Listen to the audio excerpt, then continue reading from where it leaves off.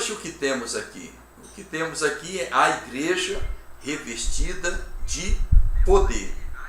A igreja revestida de poder. A igreja ela foi levantada pelo Senhor, não é, para que nós venhamos a receber do Senhor a bênção, não é? A bênção de sermos usados, de sermos instrumentos na mão do Senhor. Então você pode compreender o seguinte: o homem estava dominado pelas trevas, o homem estava preso, aprisionado, o homem estava subjugado por Satanás. Por quê? Porque o homem pecou, não é? E o homem, quando se apartou de Deus, ora, ele se apartou daquele que pode guardar, que pode proteger, daquele que gera vida. E o pecado fez o homem se afastar. Nós temos aí que alguns outros estudos que já ministramos, que fala exatamente dessa desobediência do homem. O homem, quando desobedeceu, ele atraiu maldições à sua vida e foi dominado realmente por Satanás. Muitos ainda se encontram assim. Muitas pessoas estão padecendo, estão sofrendo. Por quê?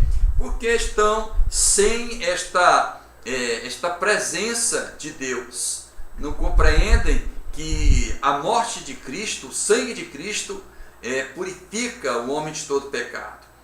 É através desse sacrifício que o homem recebe a liberação de perdão. E o homem, recebendo esta liberação de perdão, ele se encontrando realmente perdoado, aonde também esse perdão, ele vai encontrar quem? Vai encontrar um coração que está arrependido e um espírito quebrantado. É o que nós entendemos da palavra, não é?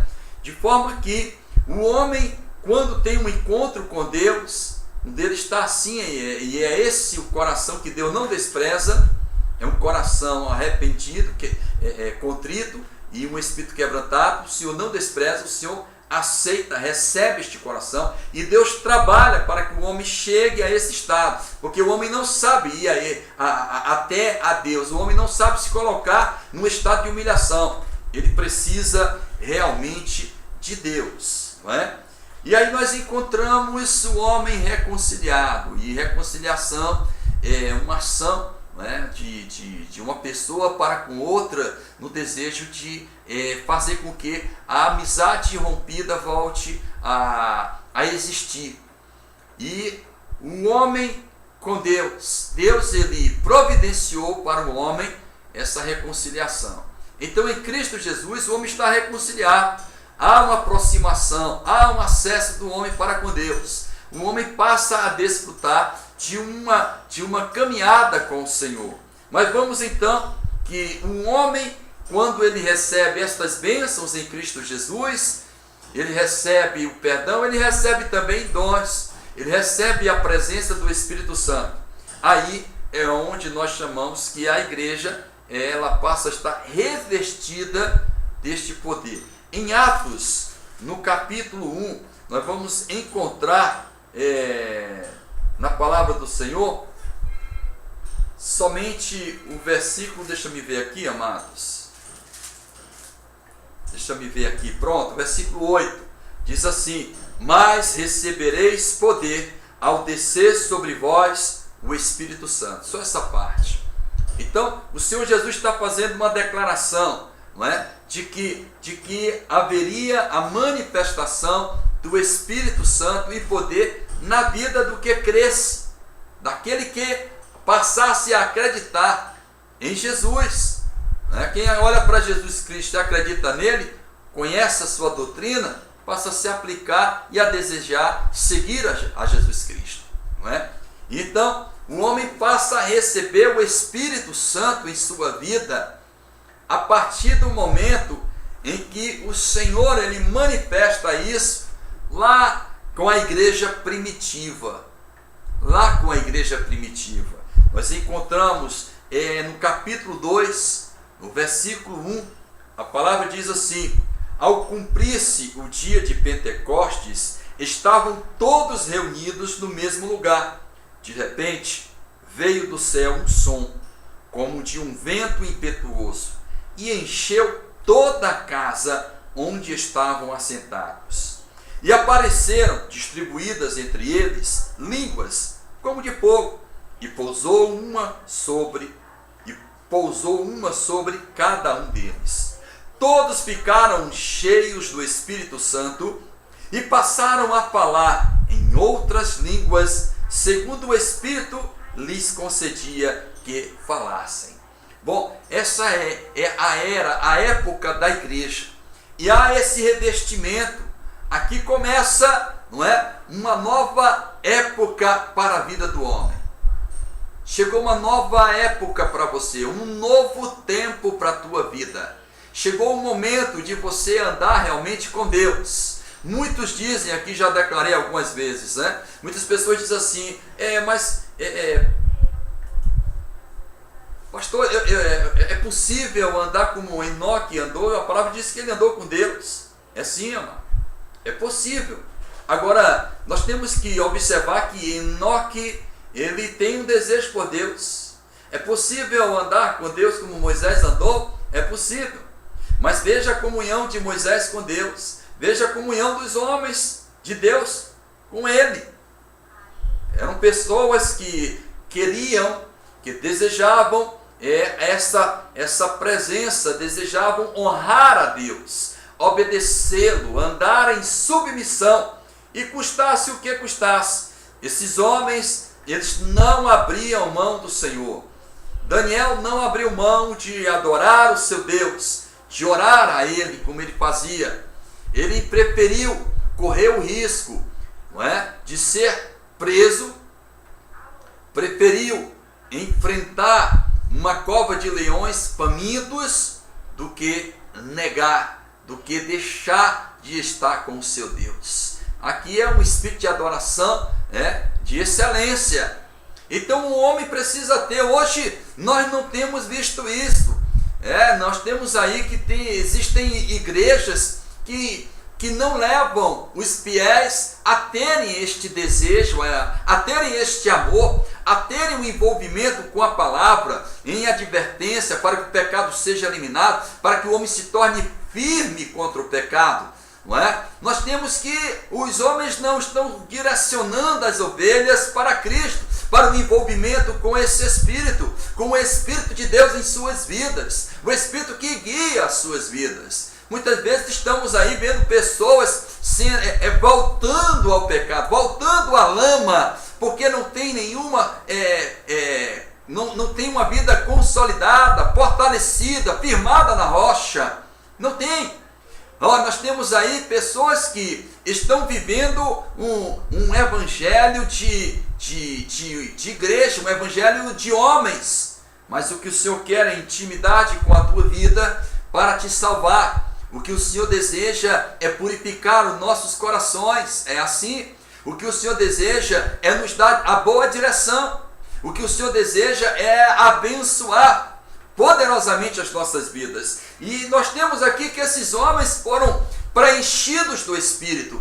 Esses homens estavam como o Senhor assim os deixou. Disse, olha, vocês se guardem, vocês procurem, buscar, orar, a estar na presença de Deus. E ali eles estavam em oração. Eles buscavam constantemente. E naquele dia algo sobrenatural, algo extraordinário, algo maravilhoso na vida daqueles homens aconteceu. E aqueles homens foram revestidos de poder, revestidos do Espírito Santo, porque o Senhor havia dito, que eles receberiam o Espírito Santo e poder, autoridade para fazer o bem, para libertar os cativos, para curar os enfermos. Eles haviam recebido toda uma orientação.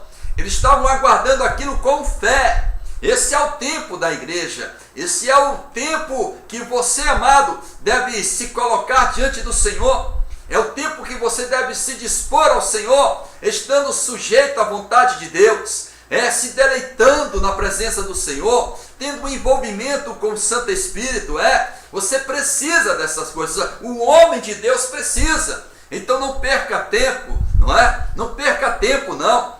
O envolvimento com Deus te levará a ter gozo, paz, a ter refrigério, a ter força para caminhar, a ter toda a condição de ser um instrumento na mão do Senhor para ajudar a muitas vidas. Aonde você estiver, em qualquer parte deste planeta, em qualquer cidade, eu quero agora, amado, dizer para você: deixe Deus usar a sua vida, abençoe a partir da sua casa, abençoe pelo Espírito de Deus, em nome de Jesus, o seu lar. Peça sabedoria a Deus, peça discernimento, entendimento de como abençoar, de como educar os teus filhos, de como ter um bom relacionamento com o teu cônjuge, de como abençoar a tua igreja, de como abençoar os teus companheiros de trabalho, de como abençoar os teus colegas da faculdade.